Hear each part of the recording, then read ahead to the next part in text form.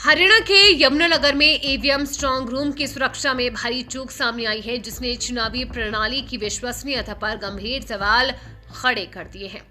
Report के अनुसार strong room में तैनात एक पुलिसकर्मी की ड्यूटी के दौरान शराब के नशे में धुत पाया गया और ये वही स्थान है जहां मतदाताओं द्वारा दिए गए वोटों को सुरक्षित रखा जाता है और जिसकी सुरक्षा के लिए कड़े नियम तय किए गए हैं। लेकिन यहाँ तो सुरक्षा का जिम्मा संभालने वाला ही सुरक्षा के लिए सबसे बड़ा खतरा बन बैठा। शिकायत मिलने के बाद जब प्रशासनिक टीम मौके पर पहुंची तो स्ट्रांग रूम के अंदर का दृश्य देखकर वे दंग रह गए। फर्श पर और डस्टबिन में शराब की कई खाली बोतलें बिखरी पड़ी थी। पुलिसकर्मी जमीन पर नशे की हालत में पड़ा मिला और उसके पास एक भरी हुई शराब की बोतल भी बरामद हुई। पूछताछ में जवान ने चौंकाने वाला खुलासा किया। उसने स्वीकार किया कि वो जनवरी से इसी स्ट्रांग रूम में रह रहा है और वो शराब पीना उसका रोजाना का हिस्सा बन चुका है। उसने ये भी बताया कि पहले वो महंगी विदेशी शराब ब्लैक डॉग पीता था, लेकिन हालात बिगड़ने के कारण वो अब सस्ती देसी शराब से काम चला रहा है। यह बयान साफ दिखाता है कि लंबे समय से ये लापरवाही चल रही थी, मगर किसी अधिकारी को इसकी भनक तक नहीं लगी।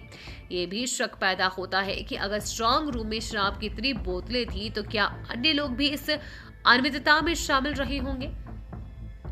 चुनावी प्रक्रिया में ईवीएम की सुरक्षा सर्वोच्च प्राथमिकता मानी जाती है, क्योंकि इन्हीं मशीनों में जनता की लोकतांत्रिक अभिव्यक्ति सुरक्षित रहती है।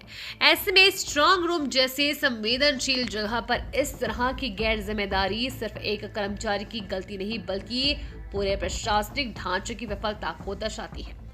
यदि शिकायत न की जाती तो संभवतः ये गंभीर चूक कभी सामने नहीं आती और चुनावी प्रक्रिया की पारदर्शिता पर खतरा बढ़ता रहता। फिलहाल गांधीनगर थाना पुलिस ने जवान को हिरासत में लेकर मेडिकल जांच के लिए भेज दिया है, लेकिन इस कार्रवाई से अधिक महत्वपूर्ण यह है कि संबंधित अधिकारियों और सुरक्षा व्यवस्था की पूरी जांच हो, ताकि पता चल सके कि इतनी बड़ी सुरक्षा चूक के लिए असल जिम्मेदार कौन है। ये घटना स्पष्ट संकेत देती है कि चुनावी मशीनरी की निगरानी और प्रशिक्षण को और मजबूत करने की आवश्यकता है, अन्यथा लोकतंत्र की जड़ों में इस प्रकार की लापरवाहियां बड़ी चोट पहुंचा सकती है।